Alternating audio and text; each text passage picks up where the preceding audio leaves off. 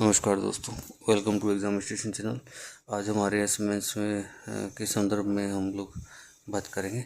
उसके कुछ मुख्य बिंदु रहेंगे कि आरएस जो एग्ज़ाम है उससे रिलेटेड जो यूट्यूब पर कंटेंट आपको उपलब्ध करवाया जा रहा है वो सफिशिएंट है या नहीं, और क्या चीज़ें हैं जो आपको मेरिट में आने से और आपको 2 गुना में आने से या इंटरव्यू तक पहुंचने से आपको रोक सकते हैं। मतलब 2 से 2.5 गुना, दो दो या 2.2, 2.3, 2.4 गुना बच्चों को लेते हैं, तो उसमें जाने से भी आपको रोक सकते हैं। वो तो अलग बात है। इंटरव्यू में तो क्या करते हो आप, उसकी बात नहीं कर रहा मैं, मेंस की बात कर रहा हूँ।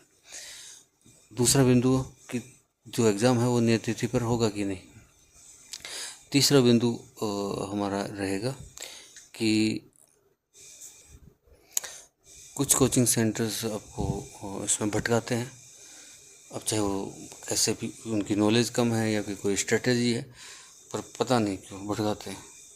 उस संदर्भ में बात करें, वो भटकाने का रीज़न है ना, वो तो सीधा से एक ही रीज़न है कि कैसे तैसे उनके जो कोर्स हैं, वो उनकी जो सेल्स हैं वो बढ़े। अगले बिंदु पर हम बात करेंगे कि इस बार कौन से जो मेरिट डिसाइडिंग फैक्टर्स जो आरएस मैथ्स में रहने वाले हैं उसके संदर्भ में भी हम लोग बात करेंगे। चलिए पहले हम टॉपिक पर आते हैं दोस्तों। मैं पूरी जो सूचना है वो बहुत सारे जो ऑब्जर्वेशन और परिणाम अनुसार जो चीज़ें मतलब सामने प्रत्यक्ष समझ में आई हैं, उस हिसाब से मैं सारी चीज़ें को बता रहा हूँ। देखिए दोस्तों, सबसे पहले कि ये जो कोचिंग वाले जो भी हैं, मतलब जो भी यूट्यूब पर मेंस के जो सीरीज़ वगैरह चला रहे हैं कि मेंस को फाइट करने की, अच्छा बता भी रहे हैं, पर पूरी तरीके से आपको चीज़ें खोल के नहीं बताते हैं। हाँ, और कुछ चीज़ें आपको डेमोटिवेटिव तरीके से, मतलब आपको बता के छोड़ देते हैं बीच में। इनका कारण सिर्फ ये है कि इनको अपने जो कोचिंग का जो है ना मटेरियल, उनको अपने सेल करना है। अब वो सेल पढ़ाई से संबंधित भी हो सकता है, नोट्स वगैरह में, और कोचिंग ट्यूशन्स वगैरह के हिसाब से भी हो सकता है। क्या अंतर क्या है बुक्स में और इनके फंडे में, मतलब जो भी ये पढ़ा रहे हैं उस हिसाब से, मतलब क्या, अर्थ क्या है इनमें, मतलब अंतर क्या है। ये अंतर है दोस्तों कि व्यक्ति जो है ना, जितना मतलब संपूर्ण सार के साथ में जो पढ़ेगा, बेसिक्स से जो पढ़ेगा ना, भाई जीतेगा। तो भाई आपको उत्तर को रिलेवेंस में लिखना है, किस प्रकार से लिखना है, आपका सेंस ही आपको जिताएगा इस एग्ज़ाम में। अब दूसरी बात हम लोग करेंगे कि ये जो एग्ज़ाम होने वाला है, इस एग्ज़ाम में कौन सा जो मेरिट डिसाइडिंग फैक्टर है। तो मेरी अभी सुन लीजिए आप, एक तो हिंदी और इंग्लिश के पेपर में कोई मिस्टेक मत करना, अच्छे से पढ़ना, क्योंकि आपकी बार पेपर का जो लेवल है वो देखो, आपकी बार एथिक्स इजी जो आप हमेशा करते हो, लेकिन वो इजी नहीं होती, पेपर नंबर फिर भी उसमें कम आ जाते हैं, है ना। दूसरी बात, एक कोचिंग सेंटर है जो बहुत नामी है, जो टॉप पे चलता है पैसों, मतलब फीस के मामले में। अरे भैया, उसकी लैंग्वेज देखो, उसके नोट्स की बहुत बहुत मतलब सरल तो एक कहते हैं, मतलब ज़बरदस्ती ऐसा लगा है जैसे ज़बरदस्ती शब्द ठूंस के घुसाए गए हैं। तो फिर वो एग्जामिनर समझ जाता है कि ये अपने आप को शना बनाने समझने की कोशिश कर रहा है। ज़बरदस्ती जहाँ ज़रूरत नहीं है वहाँ पे आप मतलब स्ट्रॉन्ग वर्ड्स डाल रहे हो, और जहाँ पे ये मान लो ज़रूरत, मतलब जहाँ पे ज़रूरत नहीं है वहाँ पे तो स्ट्रॉन्ग वर्ड्स, और जहाँ पे ज़रूरत है वहाँ पे ऐसे सरल शब्दों का इस्तेमाल कर रहे हो, तो वो जो है ना, वो एक मतलब खिचड़ी बन रही है उनकी नोट्सों में। तो इस तरह की चीज़ों को ध्यान रखो। कुछ कोचिंग के नाम तो नहीं लेना चाहूँगा, पर एक दो कोचिंग ऐसी हैं जिनके नोट्स ठीक है। एक कोचिंग ऐसी है पूरे राजस्थान में, आर एस मेंस के हिसाब से नोट्स अच्छे हैं, और एक कोचिंग ऐसा है पूरे राजस्थान में जिसके टीचर्स बहुत अच्छे हैं। दोनों को मैं प्रमोट नहीं करूँगा, मैं मतलब मेरे वीडियो को कितने के लोग देखते हैं यार, 8 9 10 लोग देखते हैं, तो उनको मैं फिर भी मैं उनको प्रमोट नहीं करूँगा, क्योंकि मैं बोलता हूँ कि सिर्फ आप बुक्स पढ़िए, और अगर नोट्स पढ़िए तो ऐसी कोचिंग सेंटर के। अगर आप जानना चाहते हैं तो मैं जल्दी इसके बारे में कमेंट कीजिएगा, मैं आपको ज़रूर बताऊँगा।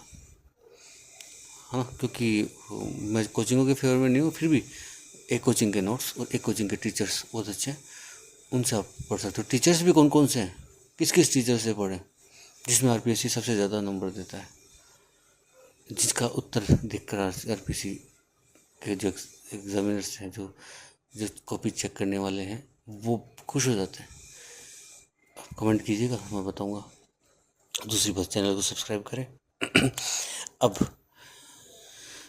देखो, ये समाज कंटक लोग हैं, ये समाज के दुश्मन हैं, ये विद्यार्थी को गुमराह करने वाले लोग हैं।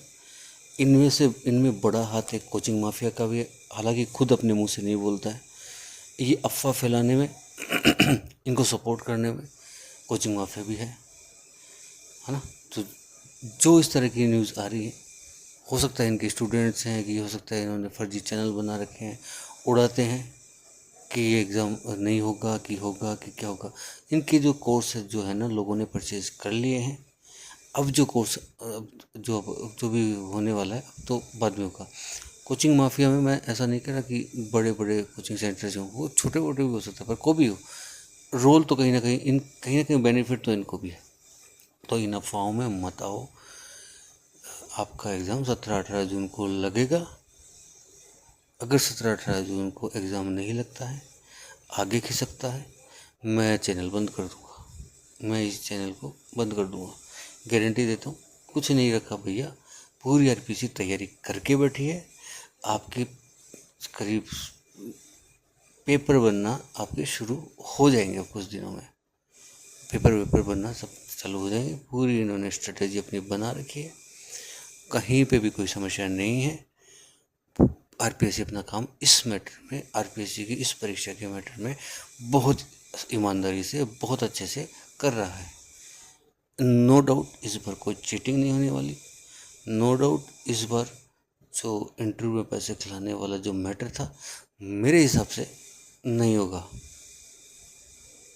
अब ईमानदारी से, ये एक चांस ऐसा है, आगे पता नहीं क्या होगा, जिसमें अगर आप गरीब के बच्चे हो, मतलब आप किसान के बच्चे हो, आप एक मजदूर परिवार से भी हो, मैं ये नहीं कह रहा आप हो, पर यदि आप हो, इस बार ईमानदारी की परीक्षा है, ईमानदारी से लग जाओगे। अपनी जान झोंक दो। लगभग 1 महीना और करीब 6 7 दिन बचे हैं। अपनी मेहनत, अपनी जो अपना परिश्रम है, उसको उसका प्रोडक्ट जो है अभी ये समय दे सकता है। तो डोंट वरी, आप लोग तैयारी करें, किसी के बहकावे में ना आए, किसी के भी जाल में ना फंसे। दोस्तों, एक निबंधात्मक प्रश्नों के लेकर सिर्फ सुनना मेरे वीडियोस को सुन के, मतलब मैं डेकोरम इतना नहीं है मेरे वीडियोस में। और मेरी जो सीरीज़ जो चल रही है वो आरएस मैच में रामबाण सीरीज, वो देखो, उसमें मैं सिर्फ प्रश्न बताता हूँ, उत्तर वगैरह नहीं। वो तो आप ढूंढो, आपके नोट्स में मिल जाएगा। नहीं तो सूजस वगैरह में ये जो बुक्स वगैरह जो है ना, आपके जो मार्केट में जो भी बुक्स अवेलेबल लगभग मिल जाएंगे। कुछ नहीं मिले तो आप गूगल कर लेना। ऐसे कुछ टॉपिक्स पे मैं निबंधात्मक प्रश्नों को लेकर आता हूँ। सिर्फ प्रश्न बताता हूँ। अब तक मैंने 25 प्रश्न बताए हैं, जो निबंधात्मक हो सकते हैं, लघुतरात्मक हो सकते हैं। कुछ बहुत रेयरली उनमें से हो सकता है कि 2 नंबर का प्रश्न पूछ लिया जाए। बाकी 50 शब्दों का और 100 शब्दों के प्रश्न बनने की संभावना रहेगी। तो 25 प्रश्न बता सकता हूँ टोटल 75 बताने में, जो अगले 50 भी मैं जल्दी पूरे कर दूंगा। 25 प्रश्नों के मैं 2 वीडियोज़ और लेकर आऊँगा। आप एक बार मेरे पहले, दूसरे, तीसरे, अभी शायद मैंने 3 या 4 वीडियो डाले, तो आप मेरे इन तीनों वीडियोस को एक बार देख के आना। 4 वीडियोस डाल चुका अब तक। इन चारों वीडियोस को एक बार सुनना और आपको लगेगा कि हाँ ये प्रश्न इम्पोर्टेंट है। अगर आपने कर रखे हैं तो अच्छी बात है, नहीं कर रखे हैं तो जाके देखिए। रक्षा प्रौद्योगिकी में अंतरिक्ष प्रौद्योगिकी में, बाकी सारी अलग अलग टेक्नोलॉजीज में सामान्य दो तीन क्वेश्चन मैंने ऐसे बताए हैं ना, जो 2 नंबर 5 नंबर और मैक्सिमम 10 नंबर बनने के चांसेस रहेंगे। धन्यवाद। इतना वीडियो को आपने सुना है तो आप ज़रूर सब्सक्राइब करके जाएंगे मेरे चैनल को। धन्यवाद। फिर मिलता हूँ।